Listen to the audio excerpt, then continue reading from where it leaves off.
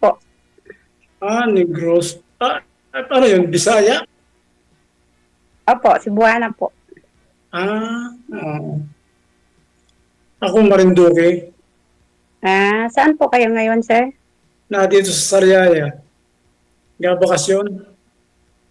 Saan po yung Riyaya? Pilipinas po? Sariaya. China, ma'am. Ah. Sorry po, hindi ko. Government employee ako. Ha? Government employee. Oh. Ilan taon na po kayo, kuya? Ha? Ilan taon na po kayo? Matanda ako. 60 na. Ganon. Okay lang yan. Ay, ikaw. Matanda na rin po. May anak po kayo? Ilan taon na?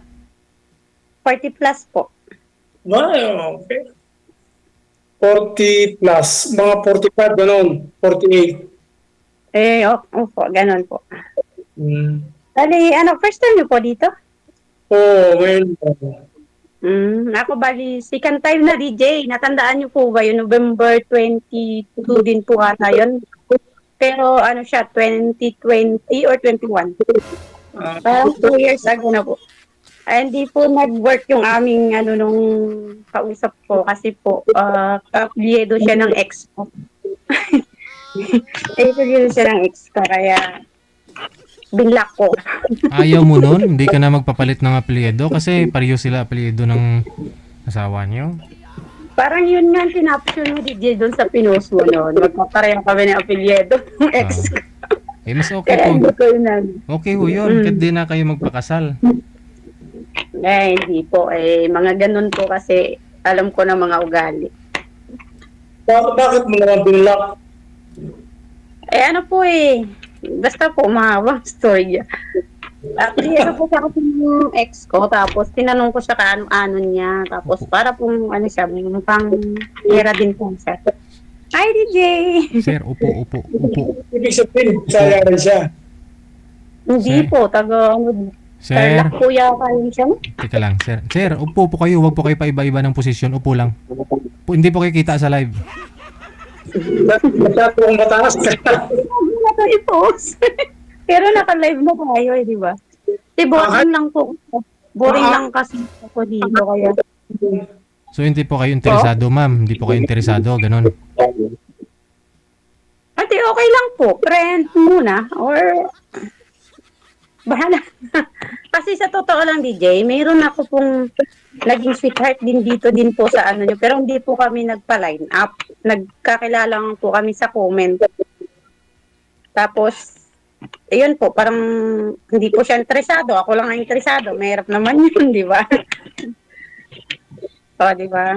Kailangan ko naman po ng katuwang na sa buhay kasi may edad na po, di ba?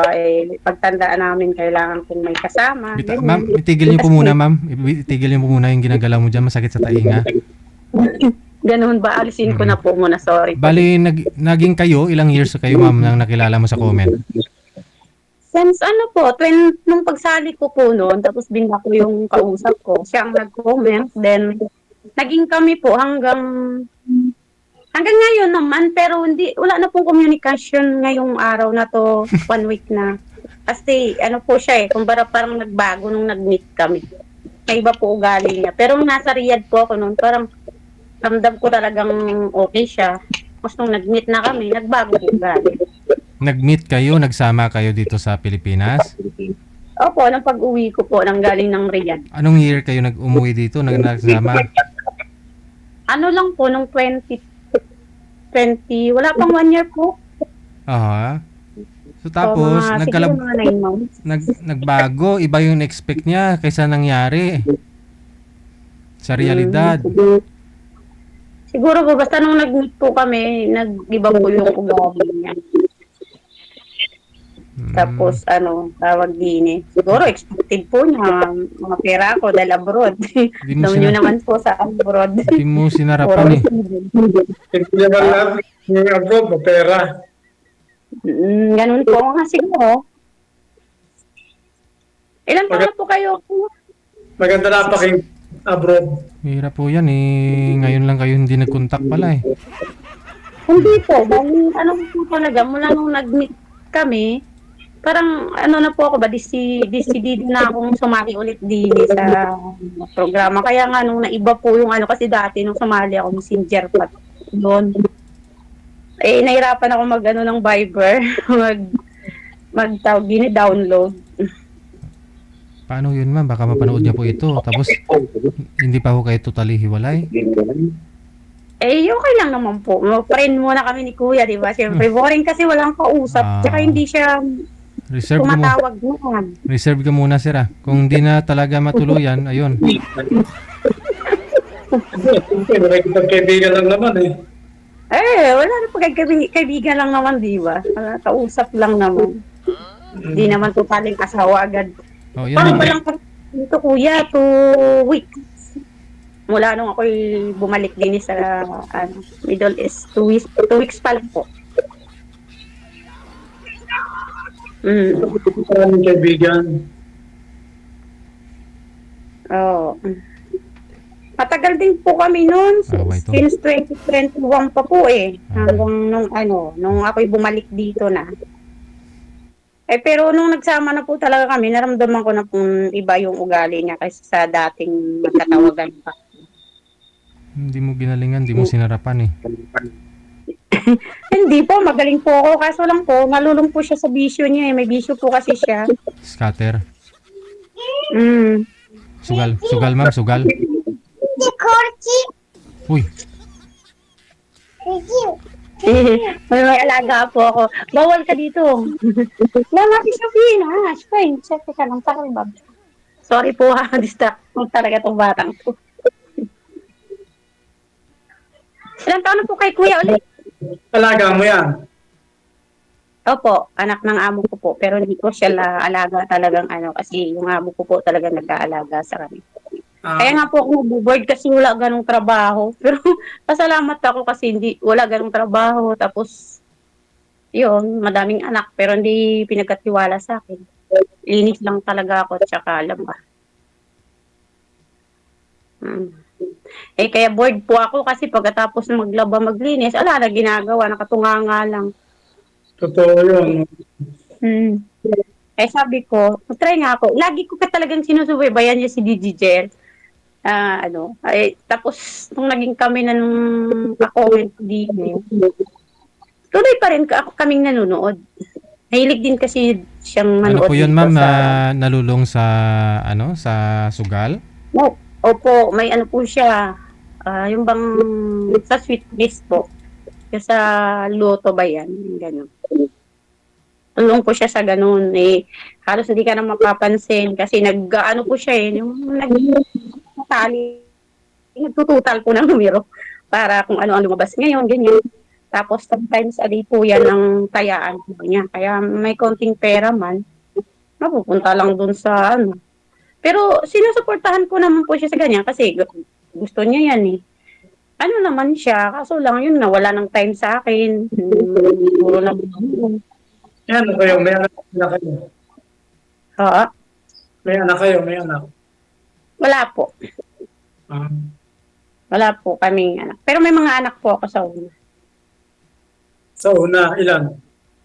4 po bali, 3 lalaki, 1 babae. Kayo po ba? Oy, marami akong anak. Pero ako'y 18 years na, 17 pa, 18 akong balo. 18 years akong balo. Matagal-tagal na po. Pero mula po nung nabalo kayo, wala po kayong naging kinasama or naging girlfriend? Wala. Kasi ako'y hindi ko pa alam kung bigay ka kung paano. Basta di ko nag-diswerte. Wala ko siguro talaga. Yan. Ano po? Hindi nyo pa alam na, parang ako din, hindi pa alam na, wala na or ano. Kasi ako naman hindi mahilig ibig sabihin yung lumabas, ako hindi kasi ako wala akong bisyo, hindi ako nagain. Hindi ako naninigarin nyo. Ay, maganda. Okay yung ganun. Wala akong bisyo. Ilan po anak mo? yung manood sa Netflix, yun lang. Tsaka sa Ah, YouTube. mas okay ho yung gano'n, walang bisyo.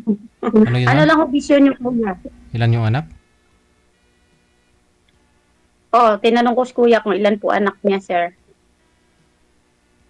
Marami ako alam kung mga binatag dalaga na. Ilan po? Anim. Kalahating dosina lang yan. Pwede pa yan dagdagan. Pwede pa yan dagdagan. Wala pa isang dosena eh. Hindi, na-try nyo rin po ba sir na maghanap? Wala pa talaga? Mula nung nabiyudo kayo? Wala, ako hindi, dahil kasi ako nag-base sa trabaho eh. Hospital ako nagtatrabaho. Pero ako nag-retard na. Nakapag-retard ko lang. Hmm. Pag nakanado sa amin sa Pindo, kaya ang gawa ko lang mag-ride. Kasi may motor ako eh. Ganun po ba? Na lagi ka. Nagpunta ko rito sa nakamotor lang ako. Mula pa rin. Taga saan nga po si sir? Mismo ang taga Marinduque ako. Marinduque. Bisaya din po yan, di ba? Yung Bisaya yan sa Mindoro. Oo. Yung barko. Malayo pala kayo. Ang hinihiling ko kay manager, sabi ko, hanapan niya pa ng OFW din. Yung kahit saang lugar. Basta OFW din. Kasi, makakaintindi baga kasi parang malayo. Parehong pala. Parehong nasa kami, sa mga work namin, sa ibang bansa, ganun.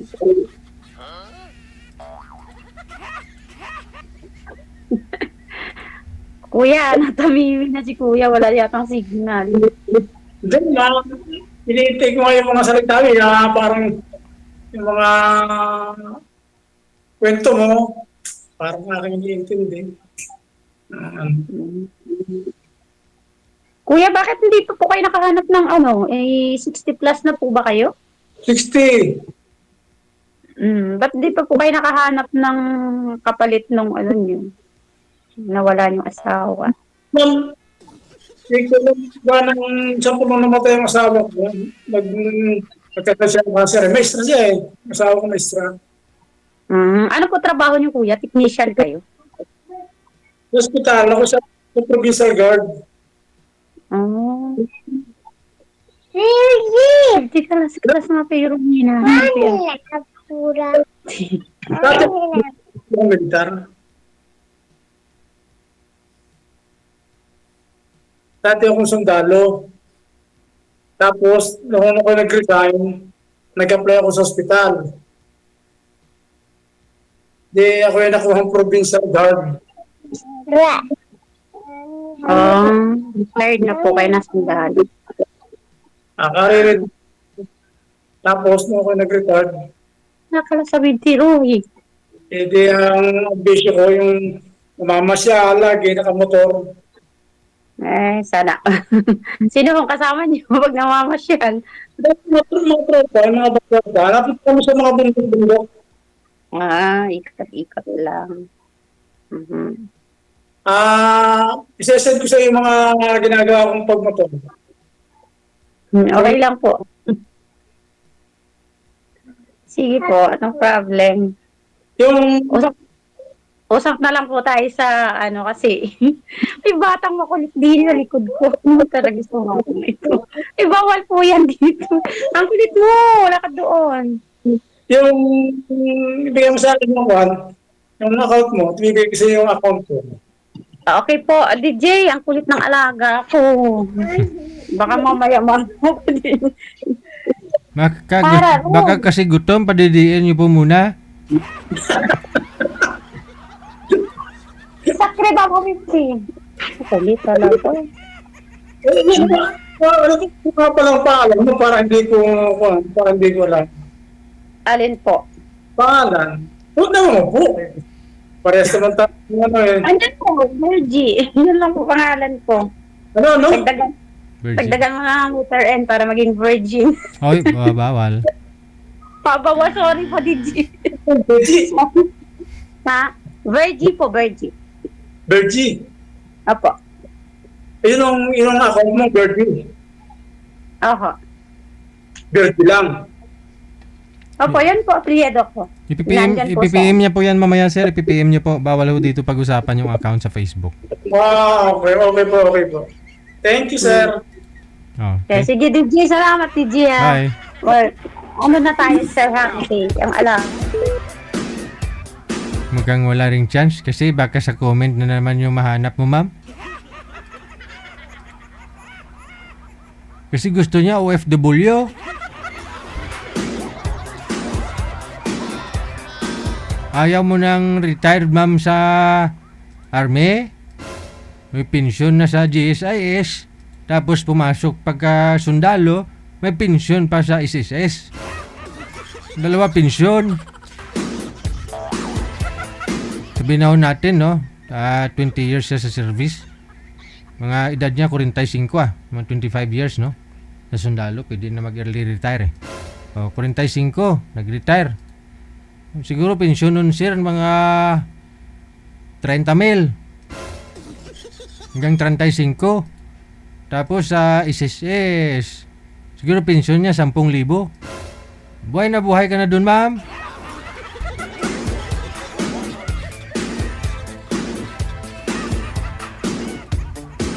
May 40-50 mil lang kada buwan, may pensyon si Zero.